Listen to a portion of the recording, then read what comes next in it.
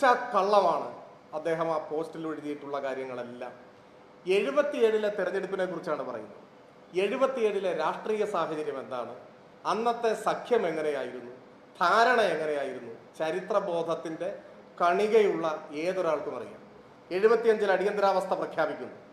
ഇന്ത്യയിൽ അങ്ങോളം ഇങ്ങോളം ജനാധിപത്യ അവകാശങ്ങളെല്ലാം തുറങ്കിലടക്കപ്പെടുന്നു. 3 ലക്ഷം ആളുകൾ അന്ന് ഇന്ത്യയിൽ ജയിലിലടക്കപ്പെട്ടു എന്നാണ് കണക്ക്. നിരവധി ആളുകൾ കൊല്ലപ്പെട്ടു. ഒരുപാട് വിശദാംശങ്ങളുണ്ട്. ഇന്നത്തെ ഒരു വാർത്താ സമ്മേളനത്തിൽ ഇപ്പോൾ നമുക്ക് അതിൻ്റെ എല്ലാ വിശദാംശങ്ങളിലേക്കും പോകണ്ട. അത്തരമൊരു ഘട്ടത്തിൽ ഈ രാജ്യമെമ്പാടുമുള്ള മനുഷ്യാവകാശ പ്രവർത്തകരും രാഷ്ട്രീയ പ്രവർത്തകരുമെല്ലാം തുറങ്കിലടക്കപ്പെട്ട ബുൾഡോസർ രാജിൻ്റെ ഒരു കാലത്ത്, ഇന്ത്യയിലെ ജയിലുകൾ മനുഷ്യരെ കൊണ്ട് നിറഞ്ഞു കവിഞ്ഞ ഒരു കാലത്ത്, അവസാനം അടിയന്തരാവസ്ഥ പിൻവലിച്ച ഘട്ടമായപ്പോൾ ജയപ്രകാശ് നാരായണൻ്റെയും മറ്റും ആഹ്വാനപ്രകാരം പ്രതിപക്ഷമെല്ലാം ഒരുമിക്കണം എന്ന ആഹ്വാനമുണ്ടായി.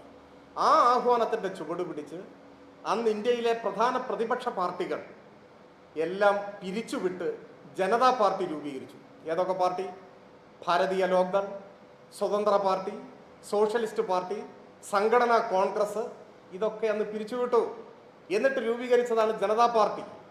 ആ ജനതാ പാർട്ടിയിൽ ജനസംഘവും പിരിച്ചുവിട്ട് അതിൽ ചേർന്നു. അതാണ് വസ്തുത.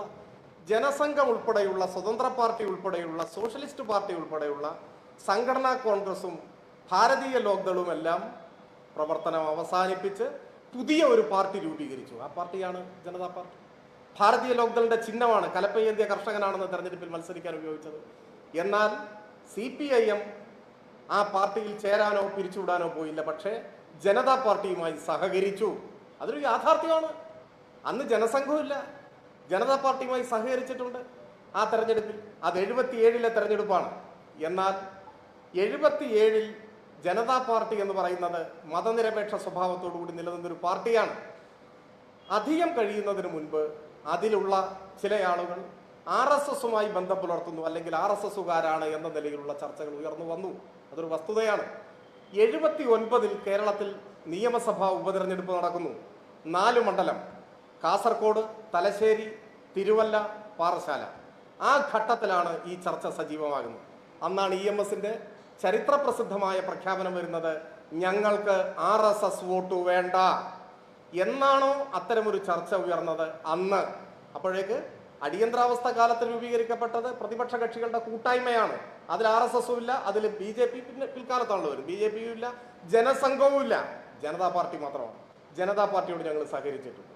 RSS വോട്ട് ഞങ്ങൾക്ക് ആവശ്യമില്ല എന്ന EMSന്റെ ചരിത്രപ്രസിദ്ധമായ പ്രഖ്യാപനത്തിന് ശേഷം RSSുമായി കടുത്ത ശത്രുത നിലനിന്ന ഘട്ടത്തിൽ ഈ 4 ഉപതെരഞ്ഞെടുപ്പിലും ഞങ്ങൾ ജയിക്കുകയാണ് ചെയ്തിട്ടുള്ളത്, വിജയിക്കുകയാണ് ചെയ്തിട്ടുള്ളത്.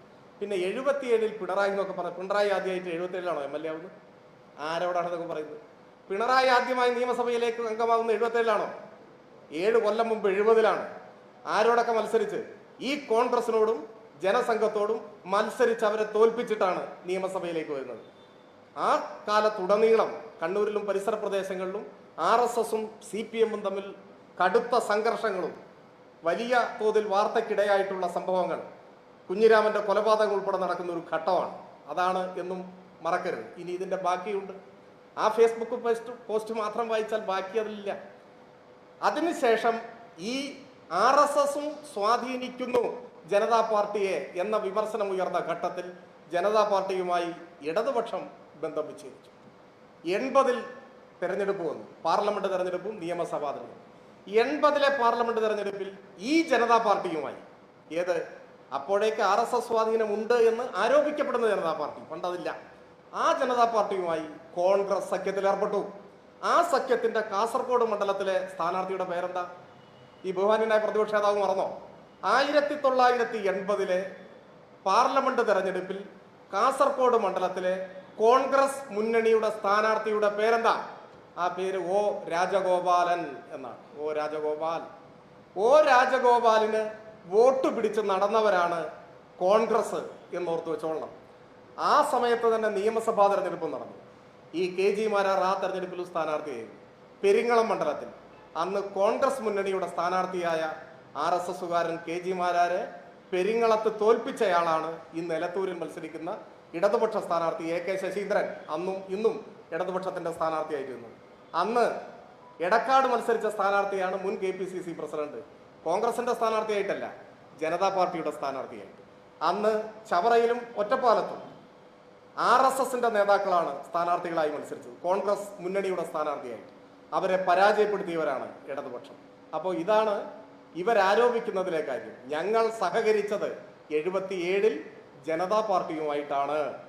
എന്നാൽ അതേ ജനതാ പാർട്ടിയിൽ RSSന്റെ സ്വാധീനം പ്രകടമായി എന്ന് ആരോപിക്കപ്പെട്ട ഘട്ടത്തിൽ കോൺഗ്രസ് ആണ് കൂട്ടുകെട്ടുണ്ടാക്കിയത്.